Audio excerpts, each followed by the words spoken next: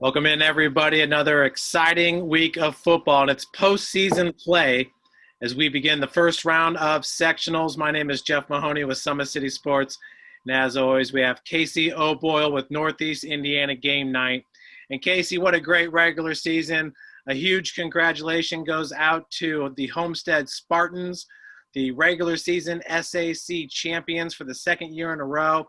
And how about the Leo Lions winning the NEA outright over the three-time defending champs, the East Noble Knights. So congratulations to both of those squads. And last night it was posted the All-SAC football team, and that's always an exciting publication to see this time of year. I know you had some good polls going, or at least the Swami did on his Twitter account. But let's start off with the All-SAC team. Any surprises on there for you? That's a loaded question, Jeff. Of course there were. Again, congrats to Homestead, SAC champs 2 years in a row.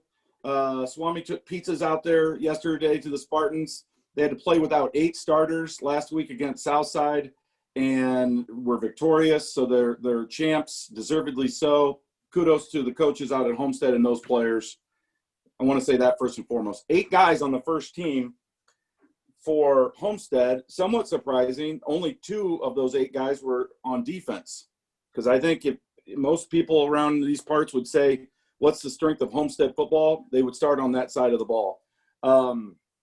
We ran polls this week talking about some of the various position groups, who should be maybe the lock or the one key guy to earn first team All-SAC.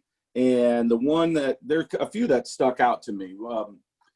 I noticed the all conference team, they had 28 guys, I believe, on the first team and 27 on the second team.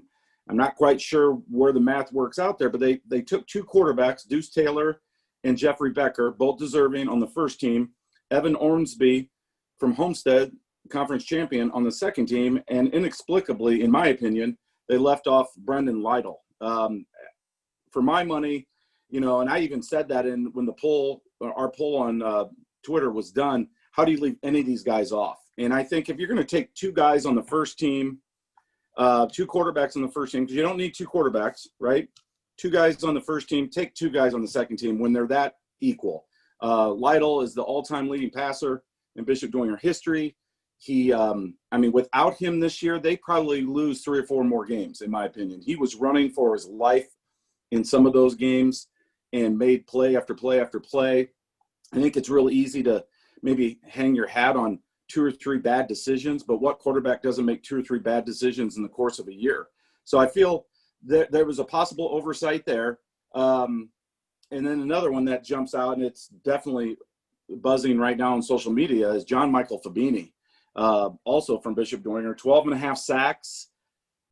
You've got 4 linebackers on the first team, you've got 2 defensive ends, which anymore are almost like outside linebackers. So you had 6 potential spots there, and the kid, I believe, is second in the state in sacks at 12.5 per game. That to me was a head scratcher for sure. I also would like to see the SAC revisit they only have 2 receivers. In this day and age, do you need 3 running backs? Do you need 2 quarterbacks and only 2 receivers? I'd like to see them adjust that a little bit. But make no mistake, this is an impossible task. I know, having done 22, now soon to be 23 years of putting together postseason teams, Jeff, it is impossible. And it is exhausting knowing that you're leaving kids off that are deserving. Every year there's 5 to 10 to 15 kids that I sit there and I have ballots and nominations and I get media input, and you weigh it all out, and invariably you've got to leave some kids off that are going to be disappointed. So I'm sure those coaches spent some time on Wednesday night going back and forth, and they did their very best. So I don't want to knock them. I would like to see some of those adjustments, but it is fair to question some of the kids who didn't make it. I would never want to disparage any of the ones who were chosen. Yeah, it's nice to see here on the second team. You got Cam Johnson, who's emerged as one of the top offensive threats here in the SAC. Javonte Malone from Southside is definitely worth the price of admission. Offensively, he is a big play threat. Defensively, he's a great corner. So this is the second team list right here, and you see John Michael Fabini, his 12.5 sacks, best in the SAC. That's actually one of the better numbers in the whole state, as you and I were talking about earlier. Cooper Harris, the linebacker from Concordia, he was all over the field last week, Casey, against Northside. So he's very deserving. Of course, LaShawn Miller has been an outstanding linebacker over there at Northside.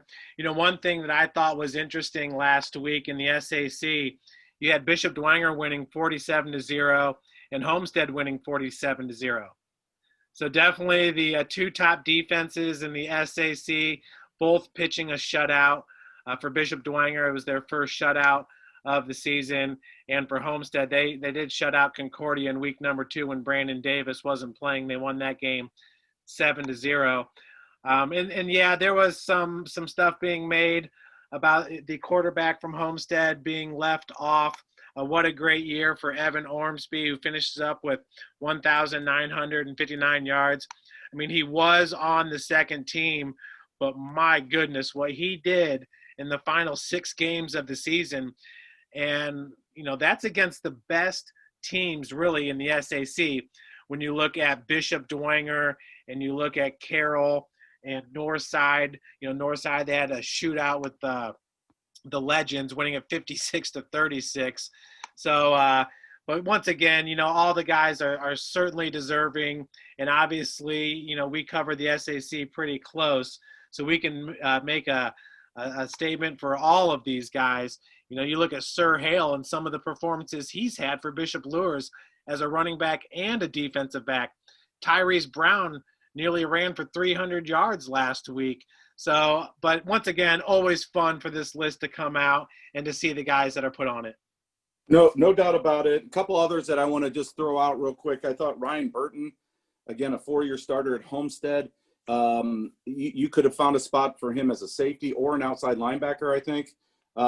He was deserving. He's a kid that probably feels like he was a little overlooked. What about DJ Moore? I mean, I know he missed some time this year, but for crying out loud, he's got Division I scholarships falling out his back pocket. That could be a lot of the Snyder tradition of promoting their seniors. I mean, I know Coach Kurt Tittman is in the same mold as former coach Russ Isaacs. They really put a ton of emphasis on seniors. Since DJ's only a junior, maybe that's the thinking there, but kind of surprised he's not at least on second team. And again, there are others. Don't want to beat a dead horse because it's an impossible task, and it does generate a lot of conversation, no doubt about it. All 55 of those kids, first and second team, are deserving. There's a good 10 to 15 on that honorable mention list. Speaking of, did you notice, and I don't know if it's still updated that this way or not, but I think KJ Tittman from Bishop Dwenger wasn't even honorable mention. Now, that has to be an oversight. I just, for the life of me, cannot imagine Coach Garrett not at least putting him up on the ballot. So is he on there? No, I'm not seeing him, but, you know, Yeah. Some of these great honorable mention players for Dwenger, Adam Lee, the cornerback, you know, Colin Stauffer made the first team. He was certainly deserving. I thought Gavin Groves, every time I've seen Dwenger play, Gavin Groves is always making plays, Yep. really significant plays for the Saints. And Sam Pisa as well, the outside linebacker. He's really stepped up his play as of late. But, you know, once again, a lot of great players that you're going to find on this honorable mention list. And absolutely, KJ Tittman, that performance against Carroll, his performance against Concordia, just at the running back position, was something that I feel like you're going to see a little bit in the postseason. Yeah, I think so. My gut tells me that was an oversight, that maybe he was accidentally left off the list. He's a really good high school football player that if he would have been on, let's say, second team, no one would have been shocked by it. But he's definitely honorable mention worthy. So that I'm assuming that's an oversight. But again, what a wonderful group of high school football players. We're so grateful that we've had a season and that we're continuing to have a season. And now we got the playoffs starting tonight. Yeah, you see KJ here listed at number 11. Obviously, you don't see Tyrese Brown on this list. Tyrese Brown would be somewhere between Becker and Sir Hale, not ahead of Amir Drew, but somewhere in that area right there. Hassan Lambert, certainly deserving what he's done the last couple of games. Demarius Cowan, hats off to him, the rushing king in the SAC's regular season. So, and these two guys are going to square off next week in the first round of sectionals for 5A. So that will be an impressive game to watch. Obviously, the first time around, it came down to the wire. A 2-point attempt by Northside failed. That was the difference maker in that game.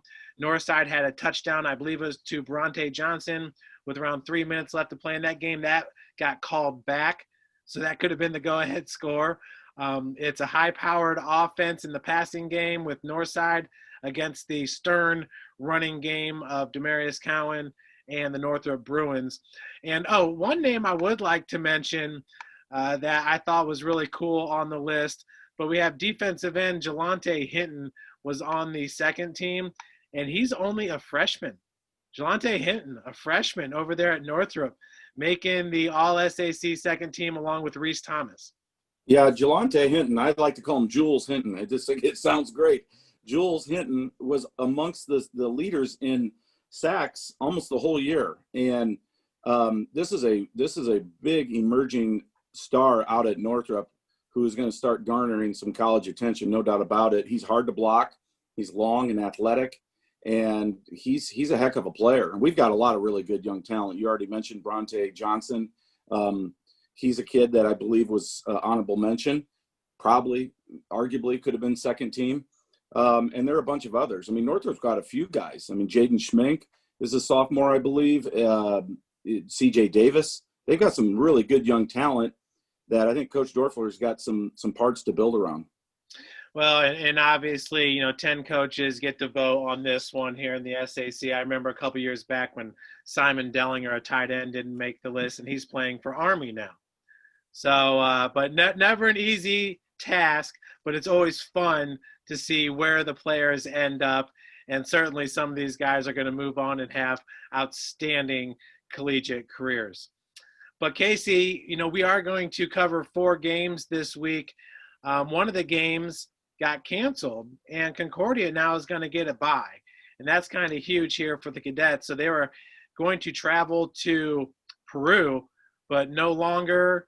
Concordia gets the win there. I think it was probably a COVID thing over there with the Tigers, but Concordia beat them pretty bad last year. I think it was 56-6, and a lot of people were expecting them to win that game also. I think so. Peru was 7-2, having a really good season, were the Tigers, and it's unfortunate their season's cut short. They don't even get an opportunity to have somebody knock them out on the field of play. But this comes at a really good time, I think, Jeff, for Concordia. They've been banged up, as we know. They've been really saddled by injuries. They've had some COVID positive tests that have kept kids out through the course of the year. This is a team that just hasn't had much continuity. I mean, offensively, you saw them last week. They didn't look very sharp. And I think this particular forfeiture comes at a really, really good time for the Concordia cadets, because without it, they have to put all their attention into Peru.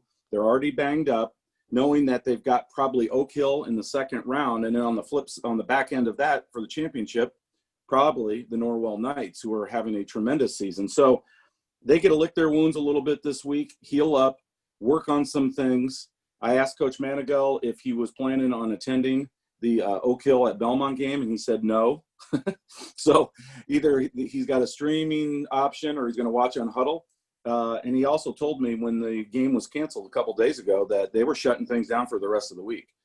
And I just, at your insistence, you asked me, are you sure that game's canceled before we went to record here? I sent him a text and said, hey, I'm just double checking. Want to make sure that the game is still canceled. And he said, yes, it was. So good to report that the cadets do get a bye. Again, I feel bad for the folks down in Peru. That's unfortunate. But in 1A, I know we're not going to talk much 1A tonight, if at all. I want to just, again, mention, the fact that, help me out here, Southwood, yeah. Southwood, I was going to say Southport. Southwood, the Knights undefeated. The same day that Peru's season was canceled, Southwood's was canceled, and then they got a reprieve. And I'm not sure how any of that works. I don't even want to go down that rabbit hole, but good for those kids getting a chance to play in the postseason. Hopefully all the teams locally get their opportunities and everybody stays healthy and we can move forward.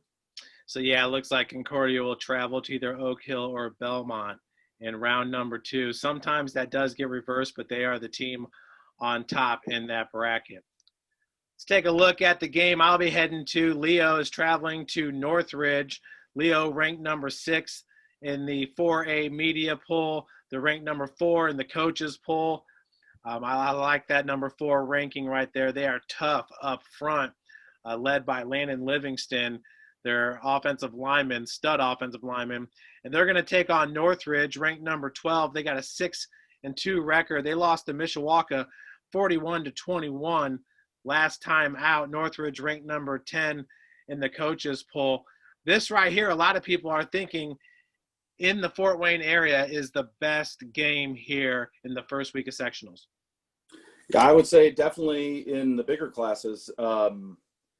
It's a compelling matchup. I mean, up at Middlebury with, kind of a little bit of tradition here in the last 10 years or so. Northridge, the Raiders have done some nice things. It's a physical football team. It's my understanding they've got a beautiful new stadium, which I know some folks are going to get a peek at this week, and a new scoreboard and all that shiny stuff to play with. And, we talked all along about, being built for November. I think both these teams are built for November. Northridge may throw it just a little bit better than Leo does, but Leo hasn't had to, at least since that Mooresville defeat earlier in the year. So I'll be interested to see, can Leo's T formation offense have success against their odd front. Northridge is going to pretty much run a 3-4 base defense, and they're going to bring guys up into the box, and they're going to dare Leo to throw the ball, as everybody has this year. Rylan Crawford will be a key player tonight for Leo. If he can get free, Jackson Barber, the quarterback from Leo, can hit him maybe on a quick slant or something. There are going to be opportunities in the seam, no doubt about it, because Northridge is going to sell out against the run, and that'll be the telltale story. We'll know, I think, after about a quarter and a half who's got the leg up in this contest. If Leo can run the ball successfully, 3, 4, 5 yards a pop, this is their game all day long.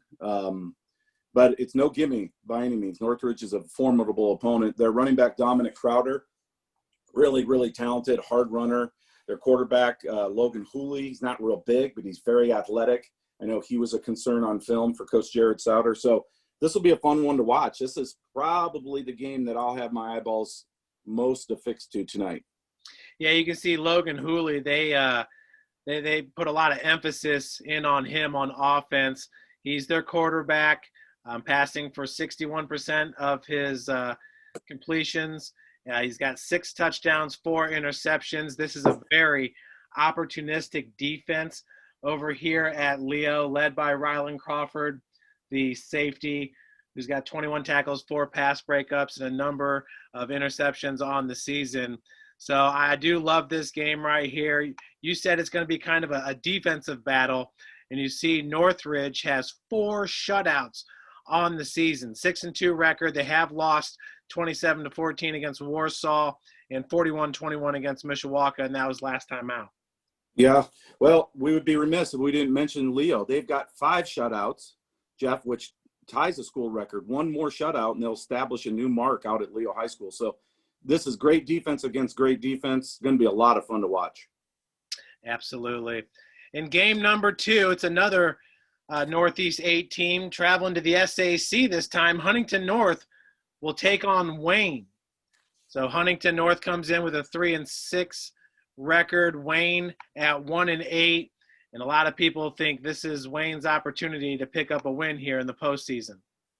Yeah, Wayne they've been an enigma of sorts all year long. You just keep waiting. I mean, they had that upset win early in the year over Northrop, and you thought, okay, this is a team that might find a way to get, 2 or 3 more wins in the conference, and they never did. It's my understanding they're healthy for the first time, completely healthy, especially Sean Collins, who's been dealing with an ankle injury. Coach Sherwood Haydock said we got to get him in space because he's the fastest player on the football field. Along with fellow slot back Donnie Moore. I think both those guys could have big games tonight, especially if the weather holds out. Huntington North, again, 3-6. They don't play the schedule Wayne does, but it's still, a tough schedule and a pretty good program. They run a 3-3 stack defense. So, again, they're going to sell out. I think you're going to see a lot of outside linebacker help on the edge, some run blitzes and things like that to try to get Wayne behind the sticks because Wayne's passing game has been a little bit hit or miss at times this year. But I thought Christian Flanagan looked really good last week for Wayne, the 6'5" receiver. Cam Tolles at 6'2". They've got some, two long athletic receivers. Jamari Tabb at tight end, 6'4". Wayne could do some damage through the air tonight if the Vikings load up the box, Jeff. And if so, weather will be a big indicator of how much success I think Wayne has. Yeah, and for Huntington North, they're led by their quarterback, Reed Johnson, was intercepted 2 times last week against New Haven. And then their running backs, Aiden Dennis. And he's a real player for him, 22 rushes for 123 yards. But New Haven was able to win that one easily, 41-7. You think this game will be a little bit closer with Wayne winning by 6? I do. I think Wayne right now is doubting themselves. The Generals are, and they need to find some success early. I do think this is a legit upset if Wayne wins.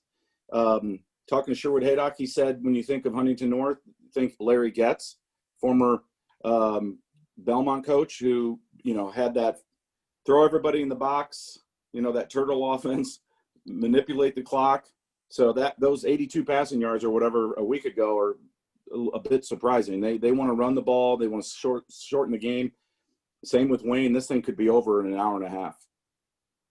Next game, New Haven's traveling to Southside. So we got 2 games here in the Summit City, and New Haven's been a fun team to watch all year. They've been up and down, and I feel like Southside's starting to play some of their best football of the season. Yeah, this is another one of those. I love these matchups when we get the 2 conferences, SAC versus Northeast 8.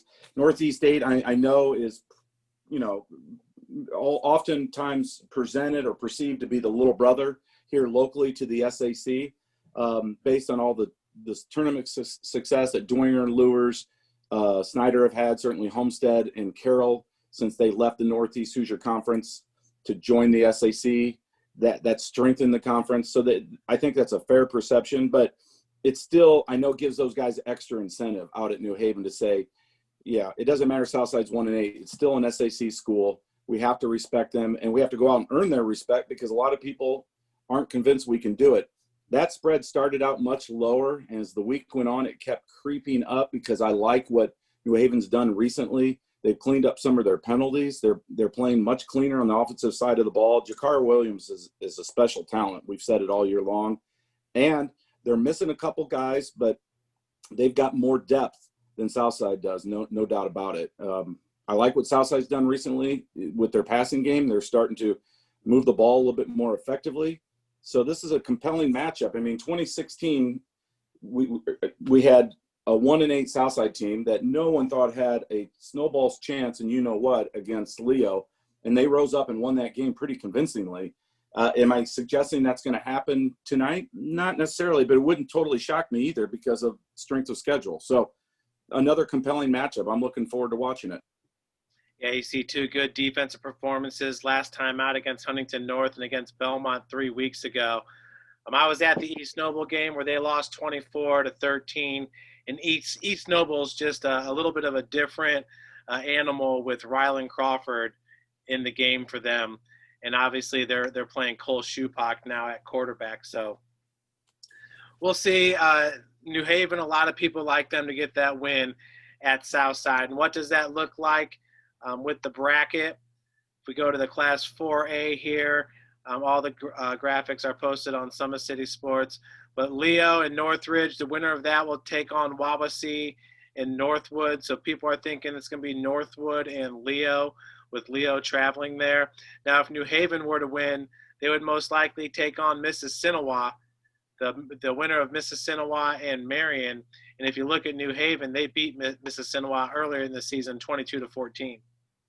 Yeah, that could be an intriguing second-round matchup for sure. And then on the back end of that, Delta's probably the team to beat in this sectional, but it is wide open. I mean, with the exception of maybe Jay County, maybe even Southside, I think anybody could win it.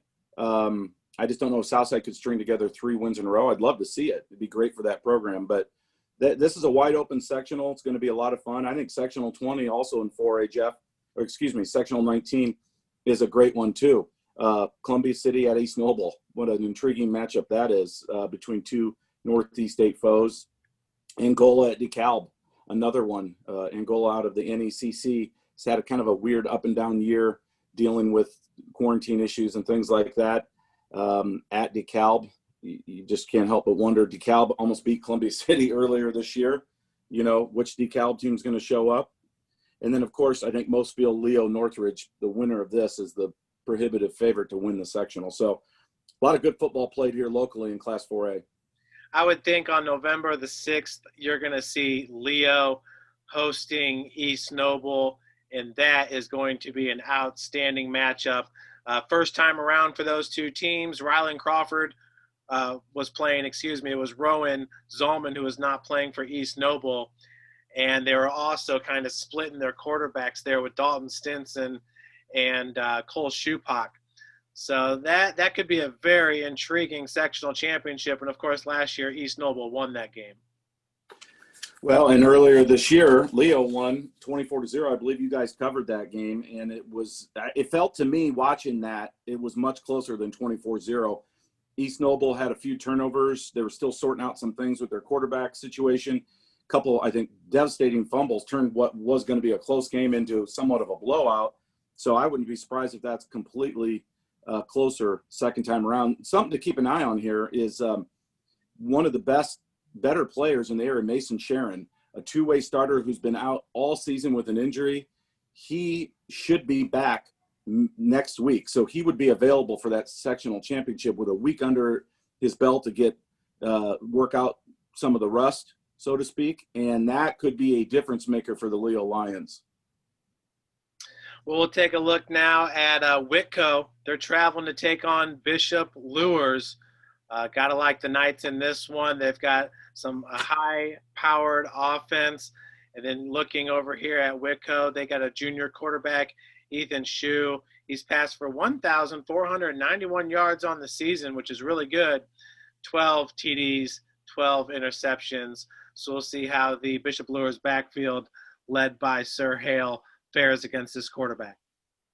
Yeah, the Wildcats are coached by Phil Jensen. It's a name that a lot of folks here locally will remember. 137 wins in his career, only his second year at Whitco. A very experienced veteran coach.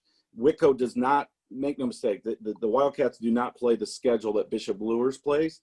I thought it was interesting that the Sagarin ratings had Bishop Luers winning this game by 0.5 point.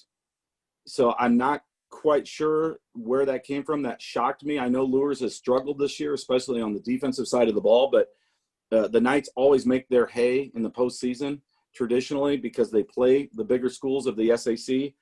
I really expect Bishop Luers to win this game easily because of the athletes that they have, the depth that they have versus Whitco, and the speed more than anything else. I think speed is going to be glaring tonight against Whitco. So we'll see. I mean, that's why you play the games, but we've got Luers winning handily. Yeah, look over here at the Swami's picks here. Like you said, you cover a lot of the games in the area. We're looking at Luers by 38 points. Whitco at 4-5, Bishop Luers at 3-6. And I think a lot of people could see that happening with that high-powered offense over there at Bishop Luers. Yeah, it's, again, the weather could play a factor for all these teams locally because Luers, it's my understanding that Carson Clark has the most passing yards in Class 2A in the entire state. That, you know, in a conference that's stacked with elite quarterbacks, especially in the senior class, he's kind of been overlooked this year. I think he's been really good. He's taken care of the ball much better these last couple of weeks. That passing game could be dangerous. They've added some key components like Krayshawn Menson is back in the fold. Brody Glenn is back from an injury and performing well. I think if the weather holds out tonight, he could have a monster night throwing the ball. Yeah, you see Carson Clark right there. And Krishan Menson, like you mentioned, he's one of the faster players in all the SAC. So will Whitco be ready for speed like that? So it should be a fun Friday night. Casey, like you said, I think you retweeted one of Dean Pantazzi's tweets. We've had great weather all year, and thank the Lord for that. I remember it was just 2 years ago when it was raining, seemed like every single Friday night. It's before we had all the turf fields in Fort Wayne, and the fields were a wreck this time of the year. But tonight's supposed to get a little bit of rain, and should make for some fun football. Yeah, it's going to feel like fall. Today was gorgeous during the day. Tonight doesn't look like it's going to hold off. A cold front's coming in, and there's going to be some of the wet stuff. And yeah, I remember a couple of years ago, Jeff, I'd been out at ball games when it rained virtually every week, and I really got the feeling that folks were using game nights more as an umbrella than they were to read.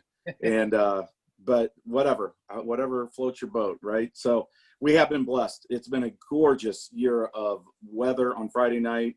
We were bound to run into some snags. We've talked about it all along. All these teams that have not worked on their ground attacks, at some point they're going to run into inclement weather. Tonight looks to be that night. Once again, we'd like to congratulate all the players that made the All-SAC team. You're looking at the first team right here, Mason Engler, who led the SAC in receiving yards. Nate Anderson led the SAC in receiving touchdowns. Great players here, Vinny Fiacable and Reeve Muncie, who go both ways for their respective teams. Bishop Dwenger and Carroll, so too does Aspen Pippert Board, who's being recruited by the University of St. Francis here in Fort Wayne. So great list. I think you go to battle with these guys on your team, you're going to look pretty good. And, hey, great seeing Ison Robinson, the defensive tackle over at Snyder, making first-team All-SAC, following right in his dad's footsteps. Jabbar Robinson, who was an All-SAC linebacker for the Panthers, went on to play at Indiana University, where I believe when his career finished, he was their fourth all-time leading tackler. Yeah, Jabbar had a heck of a career down at IU, and of course here locally at Snyder. His son, Ison Robinson, really, I thought, emerged in the second half of the year. That Bishop Dwenger game, he really stood out to me on film. This is a kid also that was a whisker away from not having a season. Remember, he was denied initially by the IHSAA his transfer from Illinois. Illinois, of course, is not playing high school football. He made the decision to move here, and I don't know all the details, but obviously he wanted to play for his dad's alma mater, wants to play his senior year.